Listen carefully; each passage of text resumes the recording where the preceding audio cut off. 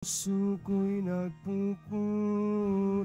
nagpupuri sa Panginoon. Nagagalak ang aking espiritu sa aking tagapagligtas. Sa ngalan ng Ama at ng Anak at ng Espiritu Santo, Amen. ang pagpapala ng ating Panginoong Jesucristo, ang pag-ibig ng Diyos Ama, at ang pakikipagkaisa ng Espiritu Santo, naway sumainiyong lahat. At sumaiyo rin. Magandang umaga po sa lahat. Ipinagdiriwang natin ngayon ang dakilang kapistahan ng pagpapahayag ng magandang balita tungkol sa Panginoon.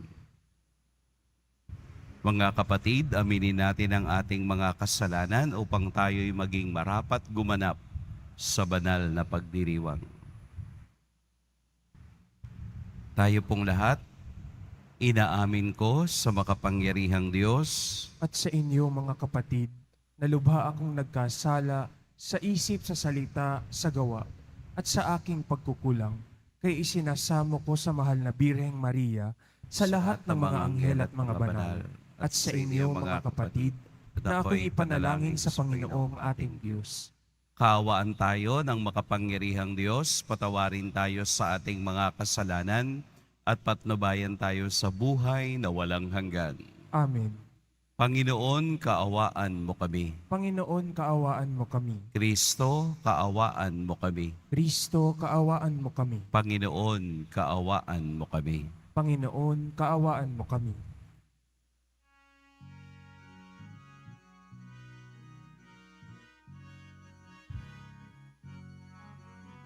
Papuri sa Diyos, Yesu Kristo, buktong ala. Panginoong Diyos, Kordero ng Diyos, Anak ng Ama. Ikaw na nag-aalis, sapagkat ikaw lamang ang banal at ang kataas-taasan. Ikaw lamang, O Hesu Kristo, ang Panginoon, kasama ng Espiritu Santo sa kadakilaan ng Diyos Ama. Amen.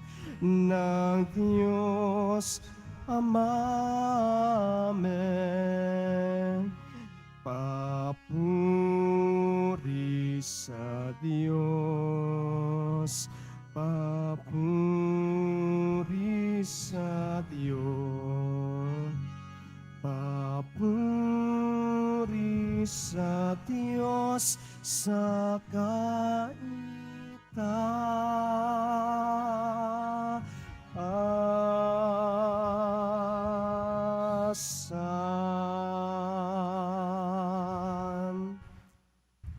Manalangin tayo. Ama naming makapangyarihan, niloob mo ang iyong salita ay maging totoong tao sa sinapupunan ng mahal na Birheng Maria. Kaming sumasampalataya na Diyos na totoo at tao ring totoo ang aming tagapagligtas, ay paging dapatin mong makasalo sa kaniyang pagkadiyos sa pamamagitan niya kasama ng Espiritu Santo magpa sa walang hanggan. Amen. Magsiupo muna ang lahat. Pagbasa mula sa aklat ni Propeta Isaías. Noong mga araw na iyon, ipinasabi ng Panginoon kay Akas, "Humingi ka sa akin ng palatandaan, maging sa kalaliman ng Sheol o sa kaitaasan ng langit." Sumagot si Akas, "Hindi po ako hihingi. Hindi ko susubukin ang Panginoon." Sinabi ni Isaías, "Pakinggan mo, sambahayan ni David.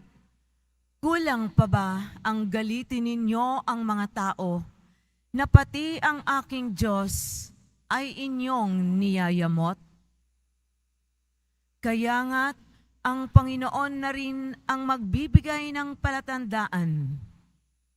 Maglilihi ang isang dalaga at manganganak ng lalaki, at ito'y tatawaging Emmanuel, sapagkat ang Diyos ay sumasa amin. Ang salita ng Diyos. Salamat sa Diyos. Handa akong naririto upang sundin ang loob mo. Handa akong naririto upang sundin ang loob mo. Ang mga panghandog, pati mga hain, at ang mga hayop na handang sunugin, hindi mo na ibig sa dambana dalhin upang yaong salay iyong patawarin. Sa halip, ang iyong kaloob sa akin ay ang pandinig ko upang ikaw ay dinggin. Handa akong naririto upang sundin ang loob mo. Kaya ang tugon ko, ako'y naririto, nasa kautusan ang mga turo mo. Ang nais kong sundi, iyong kalooban, aking itatago, sa puso ang aral. Handa akong naririto upang sundin ang loob mo. Ang pagliligtas mo'y aking inihayag, saan man magtipon ang iyong mga anak, di ako titigil sa pagpapahayag. Handa akong naririto upang sundin ang loob mo. Ang pagliligtas mo'y ipinagsasabi, di ko inilihim sa aking sarili, pati pagtulong mo at pag-ibig na tapat sa mga lingkod mo'y isinisiwalat. Handa akong naririto upang sundin ang loob mo.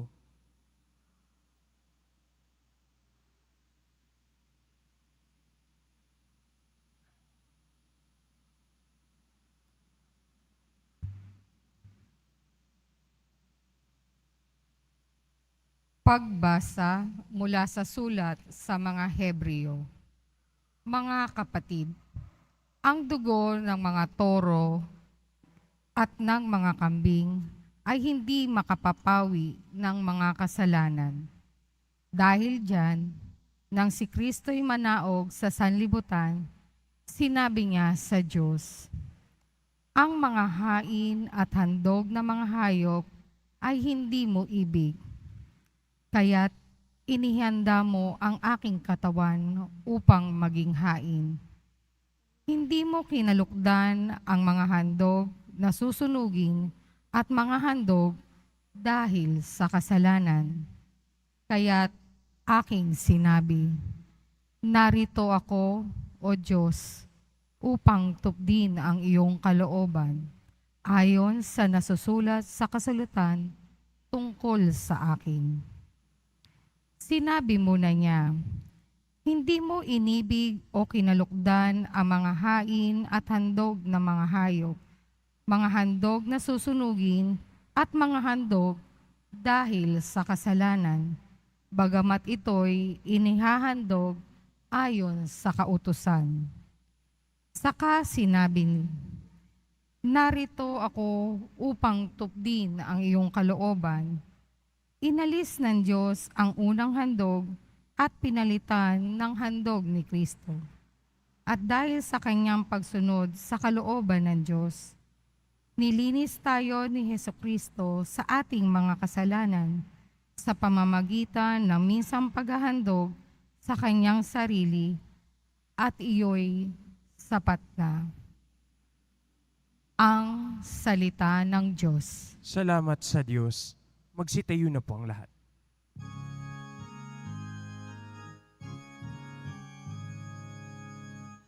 Hallelujah, hallelujah, hallelujah,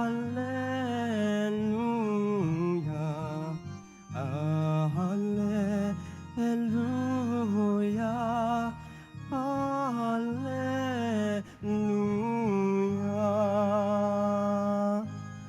Ang salita'y naging tao at nanirahan sa mundo. upang makapisan tayo. Alleluia, Alleluia, Alleluia, Alleluia.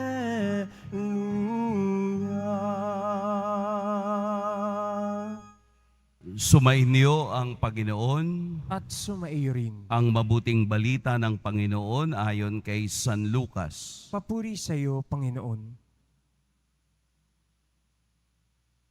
Noong panahong iyon, ang Anghel Gabriel ay sinugo ng Diyos sa Nazaret, Galilea, sa isang dalaga na ang pangalay Maria.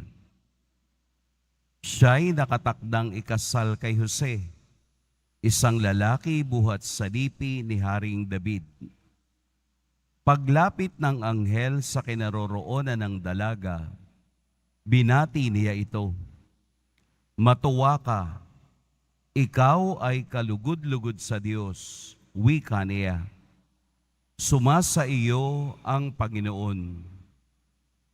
Nagulumihanan si Maria sa gayong pangungusap at inisip niyang mabuti kung ano ang kahulugan niyon.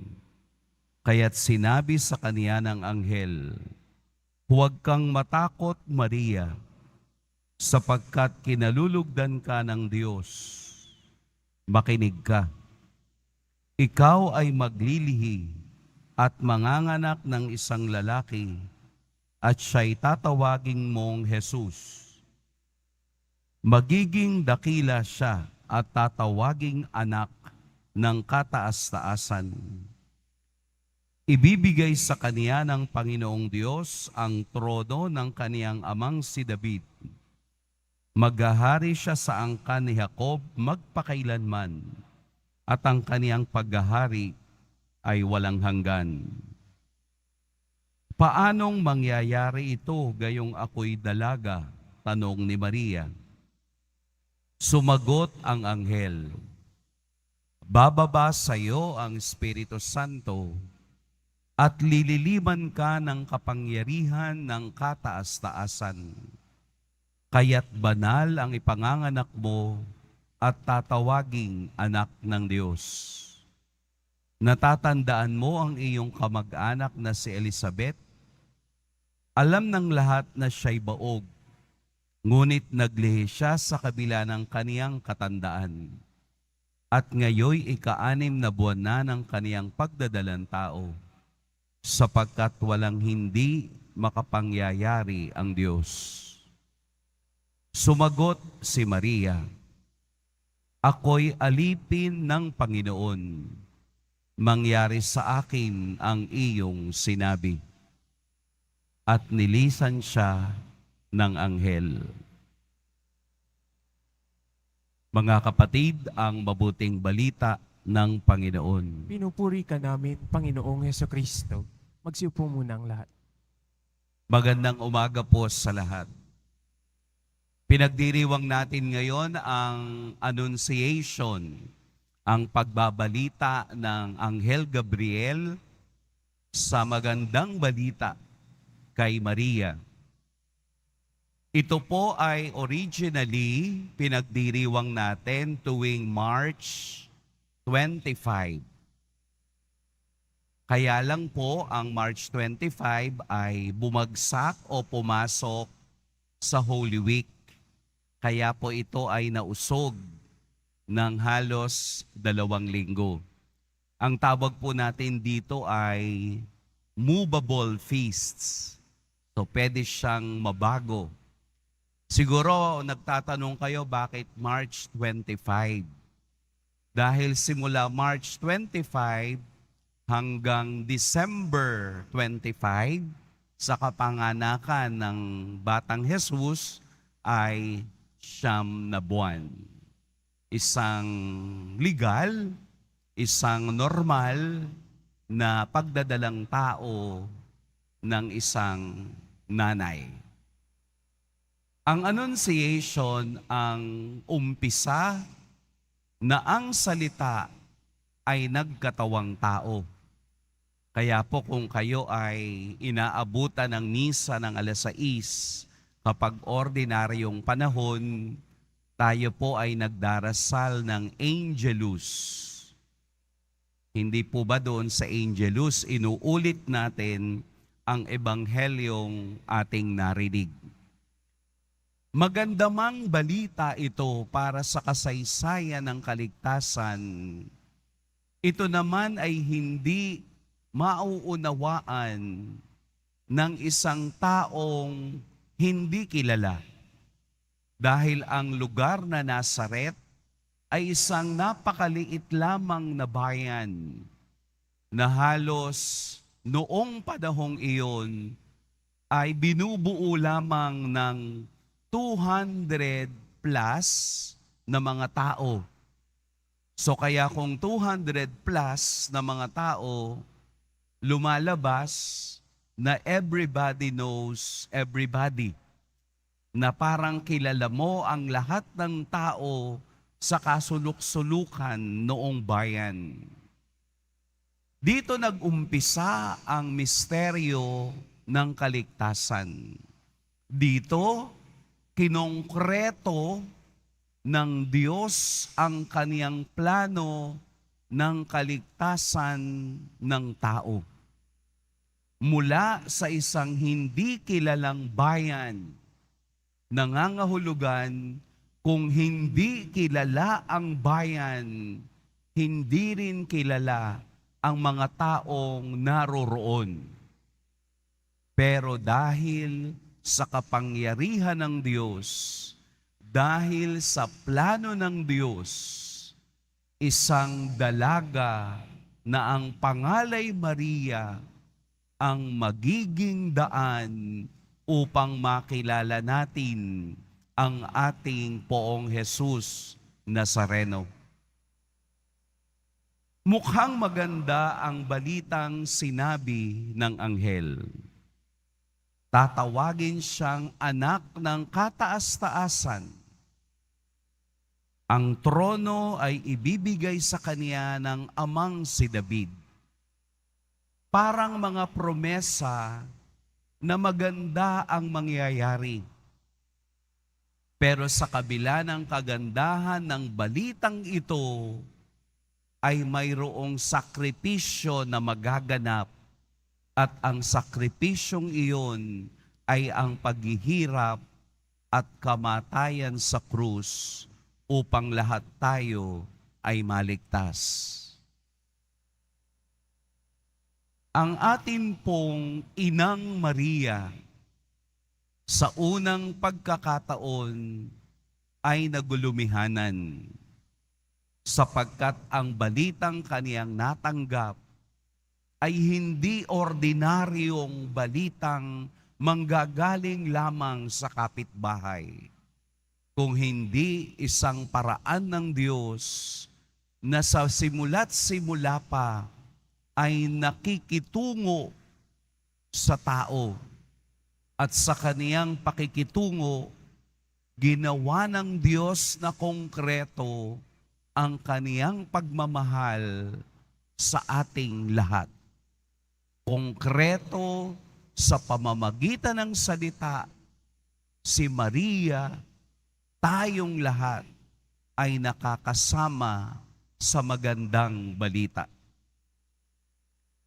Ito pong ebanghelyong ating nabasa ay pagpapakita na kahit kailan ang Diyos ay hindi lilimot sa kaniyang bayan. Kung ating narinig, ang sabi ng anghel, bababa sa iyo ang Espiritu Santo. Lililiman ka ng kapangyarihan ng kataas-taasan. Kung inyo pong matatandaan kung papaanong ginawa ng Diyos ang mga bagay noong sa libro ng Henesis. Lumukob ang Espiritu ng Diyos upang ang lahat ng kaniyang nilalang ay magkaroon ng buhay. Ang kapangyarihan ng paglukob ay kapangyarihan ng salita ng Diyos na nagkakaroon ng buhay. Ito po yung sa Ingles ay created out of nothing. Ang Diyos lamang ang pwedeng gumawa ng mga bagay mula sa wala. Kaya kung tayo ay magpapasakop, kung tayo ay magpapalilim, kung tayo ay magpapasailalim sa kapangyarihan ng Espiritu, magagawa ng Diyos ang lahat ng gusto niyang mangyari sa atin. The humility of Mary, ang kababaang loob na ipinakita ni Maria, ang siyang naging daan upang ang salita ay magkaroon ng buhay sa kaniyang sinapupunan. At ang kababaang loob, ang siya ring nagdala sa atin upang tayo'y maligtas sa ating kasalanan. Ano po ang kabaliktaran ng kababaang loob? Pride, kayabangan, kataasan, ego,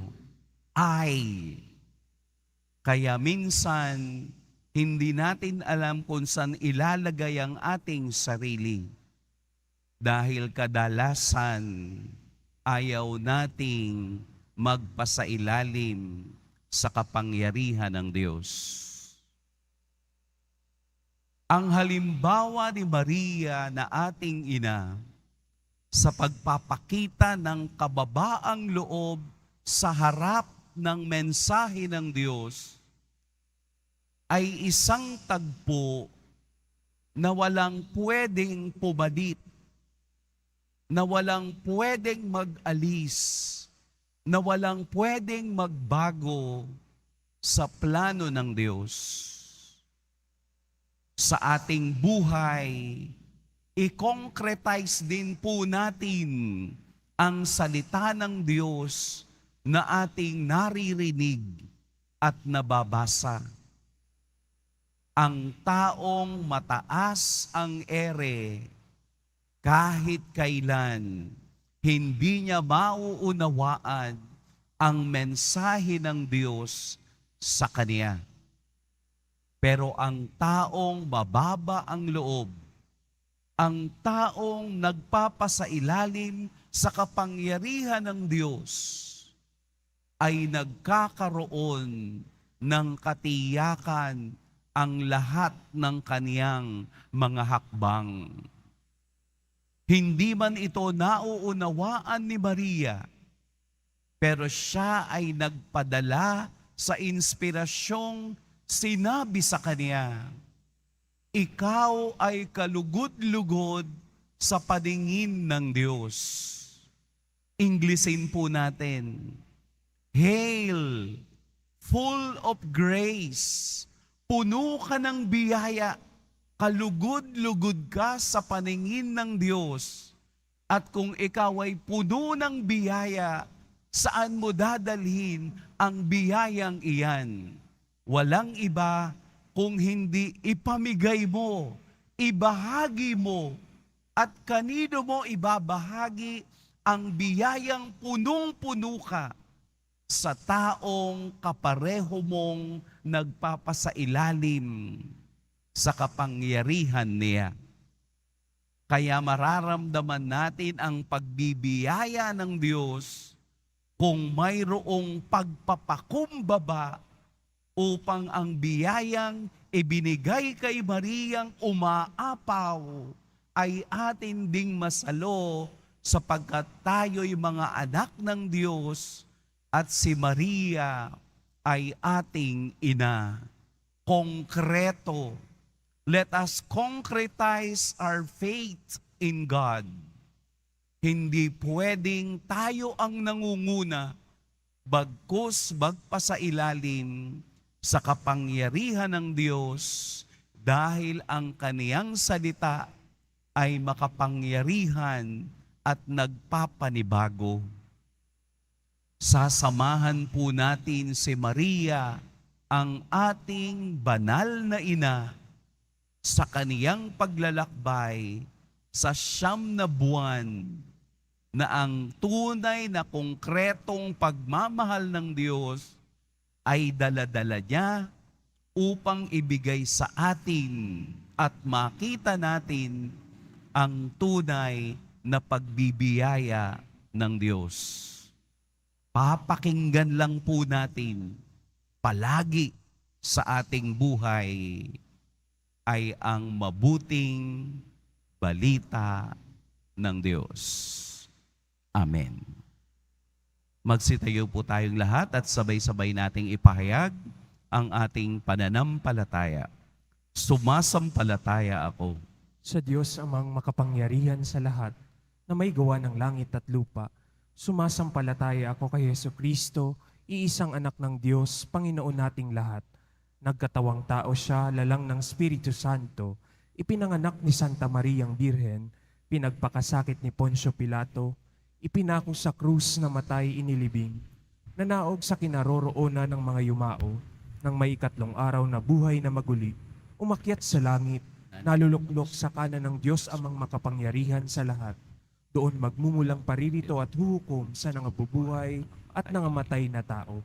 Sumasampalataya naman ako sa Diyos Espiritu Santo, sa banal na simbahang katolika, sa kasamahan ng mga banal, sa kapatawaran ng mga kasalanan, sa pagkabuhay muli ng nangamatay na tao, at sa buhay na walang hanggan. Amen. Minamahal kong mga kapatid, dahil sa tapat na pagsunod ng pinagpalang Birheng Maria, nagkatawang tao ang Diyos sa piling natin. Tinatawag tayo ng misteryo ng pagkakatawang tao upang lumapit sa ating mapagmahal na Ama sa pamamagitan ng anak na naging tao. Panginoon, pagpalain mo kami sa araw-araw. Panginoon, pagpalain mo kami sa araw-araw. Ang simbahan naway makita bilang kumikilos na buhay na katawan ni Hesukristo, manalangin tayo. Panginoon, pagpalain mo kami sa araw-araw. Ang mga taong may mabubuting kalooban, naway maunawaan na nakipag-isa si Kristo sa bawat tao nang siya ay nakipamuhay sa ating piling, manalangin tayo. Panginoon, pagpalain mo kami sa araw-araw. Ang mga sayantipiko at teknologo naway magsikap na may dakilang layunin, itaguyod ang dangal at kagaligayahan ng tao, manalangin tayo. Panginoon, pagpalain mo kami sa araw-araw. Ang mga inang nagdadalang tao, naway masayang tanggapin ang bagong buhay sa kanilang sinapupunan tulad ng pagtanggap ni Maria sa kanyang anak, manalangin tayo. Panginoon, pagpalain mo kami sa araw-araw. Ang mga yumao, naway mapatawad ang kanilang mga kasalanan, manalangin tayo. Panginoon, pagpalain mo kami sa araw-araw. Ama ng salitang nagkatawang tao, inilalapit namin sa iyo ang aming mga kahilingan, ang balangkas ng aming pang-araw-araw na buhay na ginagawang banal ng iyong anak na aming kapatid sa pananampalataya na nabubuhay at naghahari magpas sa walang hanggan. Amen. Magsiupo muna ang lahat.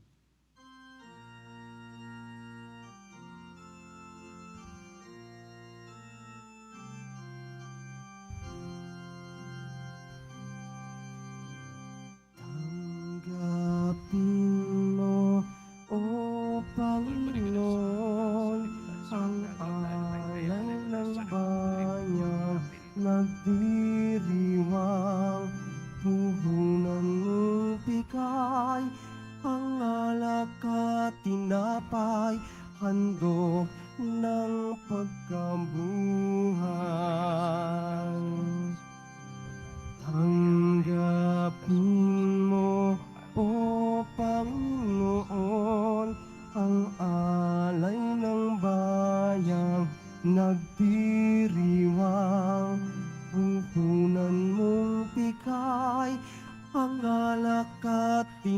ay handog ng pagkabuhay. Magsitayo na po ang lahat. Manalangin kayo mga kapatid upang ang paghahain natin ay kalugdan ng Diyos amang makapangyarihan. Tanggapin nawa ng Panginoon itong paghahain sa iyong mga kamay, sa kapurihan niya at karangalan, sa ating kapakinabangan at sa buong sambayanan niyang banal. Ama naming lumikha, marapatin mong tanggapin ang paghahain ito ng iyong sambayanan upang ang kinikilalang pagsisimula ng pag-iral ninyo noon pa bang ang iyong anak ay nagkatawang tao, ay siyang ikagalak sa pagdiriwang na ito ngayong dakilang kapistahan sa pamamagitan ni Hesukristo kasama ng Espiritu Santo magpa sa walang hanggan. Amen. Sumainyo ang Panginoon. At sumaiyo rin. Itaas sa Diyos ang inyong puso at diwa. Itinaas na namin sa Panginoon. Pasalamatan natin ang Panginoong ating Diyos. Marapat na siya ay pasalamatan. Ama naming makapangyarihan, tunay ngang marapat na ikaw ay aming pasalamatan sa pamamagitan ni Hesukristo na aming Panginoon. Siya'y naging di na naiiba sa amin noong lukuban ng Espiritu Santo, ang mahal na birheng nanalig sa pagbabalita ng anghel. Siya'y dinala sa sinapupunan ng maibiging inang si Maria, kaya't natupad ang iyong pangako sa sambayanan mong unang hinirang at naganap ang higit pa sa inaasam ng lahat ng mga bansa ng sangkatauhan. Kaya kaisa na mga anghel na nagsisiawit ng papuri sa iyo nang walang humpay sa kalangitan, kami nagbubunyi sa iyong kadakilaan.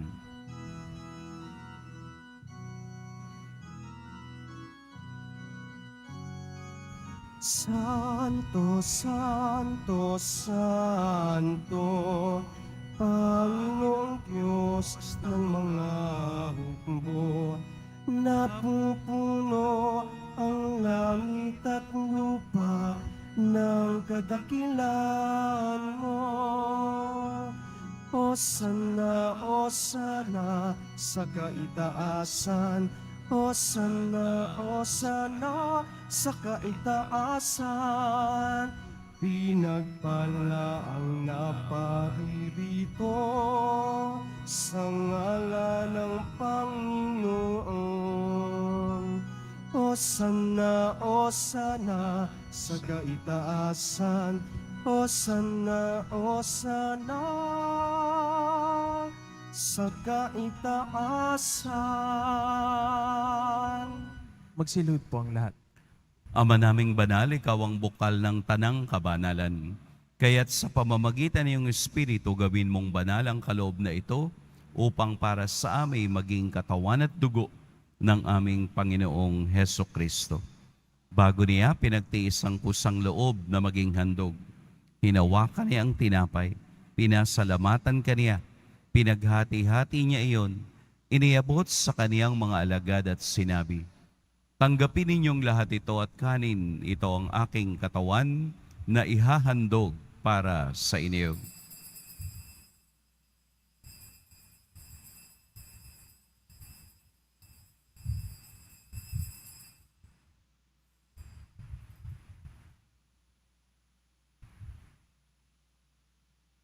Gayun din naman noong matapos ang hapunan, hinawakan niya ang kalis, muli kaniyang pinasalamatan.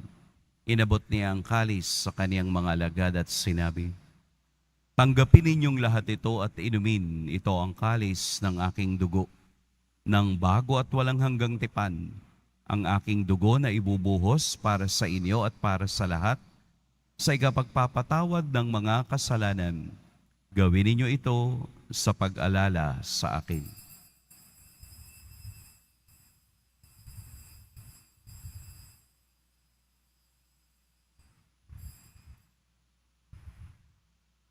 Magsitayo na po ang lahat. Ipagbunyi natin ang misteryo ng pananampalataya. Si Kristo'y namatay, si Kristo'y nabuhay, si Kristo'y babalik sa wakas ng panahon. Ama, ginagawa namin ngayon ang pag-alala sa pagkamatay at muling pagkabuhay ng iyong anak. Kaya't iniaalay namin sa iyo ang tinapay na nagbibigay buhay at ang kalis na nagkakaloob ng kaligtasan. Kami nagpapasalamat dahil kami iyong minarapat na tumayo sa harap mo para maglingkod sa iyo. Isinasamo namin kaming magsasalo-salo sa katawan at dugo ni Kristo ay mabuklod sa pagkakaisa sa pamamagitan ng Espiritu Santo. Ama, lingapin mo ang iyong simbahang laganap sa buong daigdig.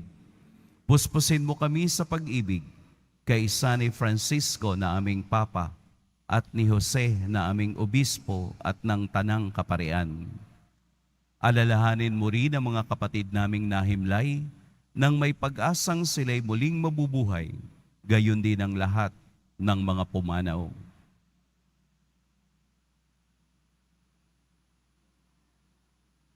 Kaawaan mo sila at patuloyin sa iyong kaliwanagan. Kaawaan mo at pagintapating kaming lahat na makasalo sa iyong buhay na walang wakas. Kaisa ng mahal na Birheng Maria na ina ng Diyos, ng kabiyak ng puso niyang si San Jose, kaisa ng mga apostol ni San Juan Bautista, at ng lahat ng mga banal na namuhay dito sa daigdig ng kalugod-lugod sa iyo, maipagdiwang nawa namin ang pagpupuri sa ikararangal mo sa pamamagitan ng iyong anak na aming Panginoong Hesukristo.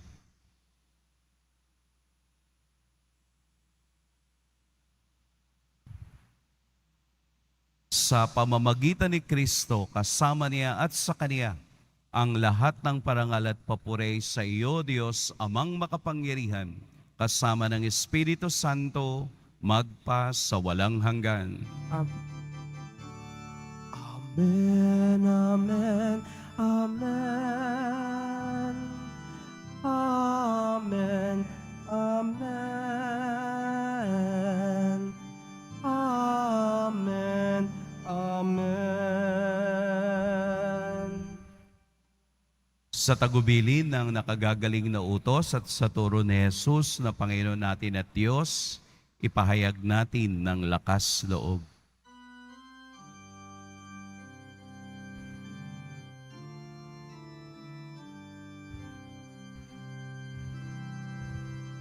Ama namin, sumasalangit ka, sambahin ang ngalan mo, mapasa amin ang kaharian mo, sundin ang loob mo, dito sa lupa para ng sa langit.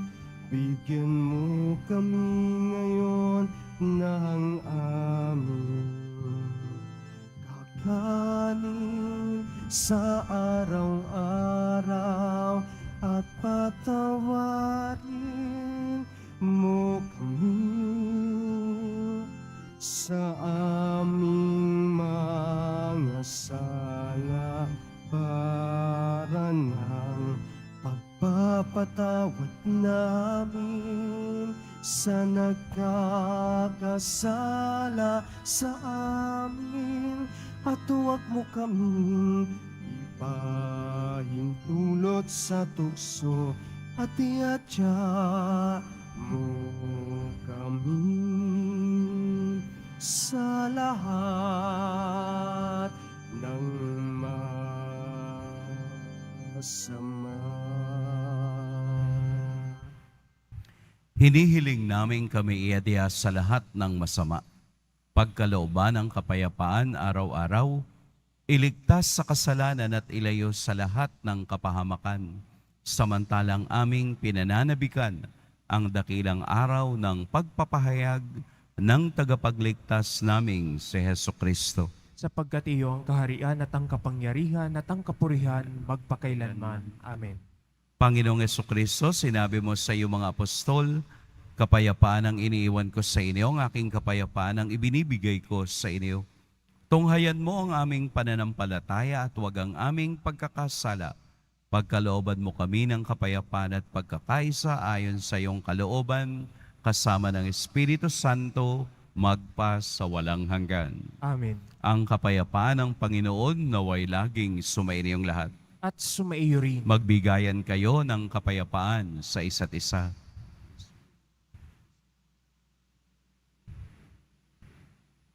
Kordero ng Diyos, na nag-aalis ng mga kasalanan ng sanlibutan, maawa ka sa amin. Kordero ng Diyos na nag-aalis ng mga kasalanan ng sanlibutan, maawa ka sa amin. Kordero ng Diyos na nag-aalis ng mga kasalanan ng sanlibutan, ipagkaloob mo sa amin ang kapayapaan. Magsilhod po ang lahat.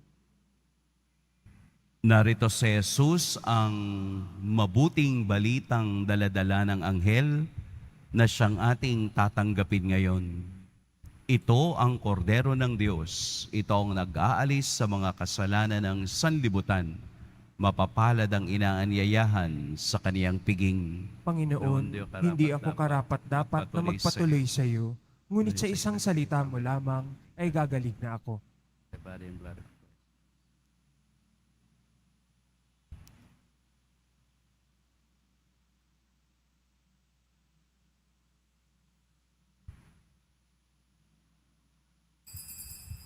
Para sa lahat ng tatanggap ng banal na komunyon, sasagot po tayo ng amen pagkasabi ng pari o ng lay minister ng katawan ni Kristo at isubo agad sa bibig bago umalis sa harapan ng pari o lay minister. Sumunod po tayo.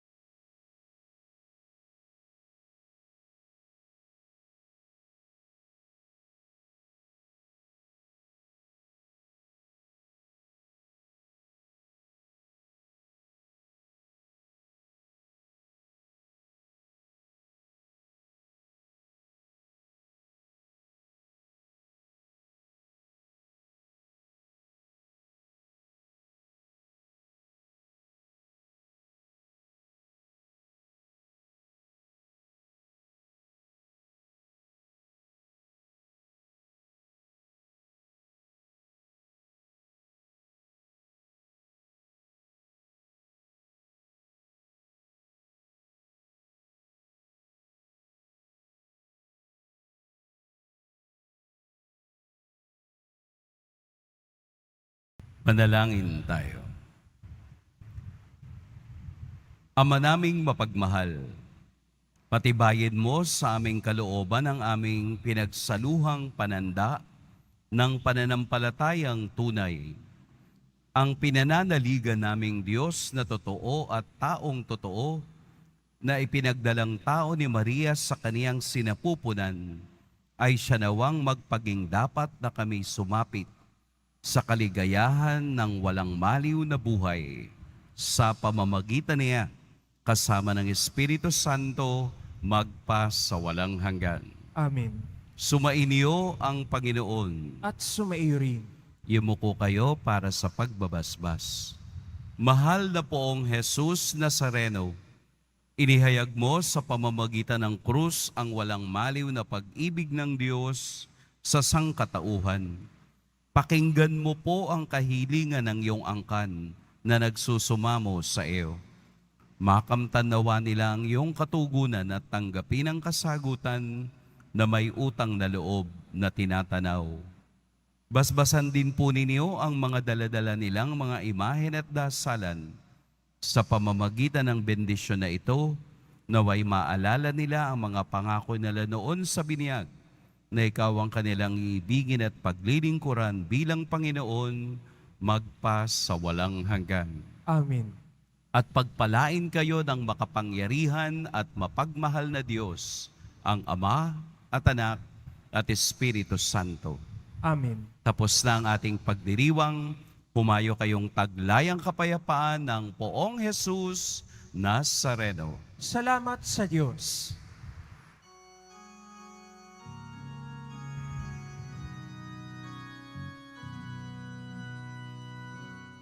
Nuestro Padre Jesus Nazareno, sinasamba ka namin, pinipinto ka namin,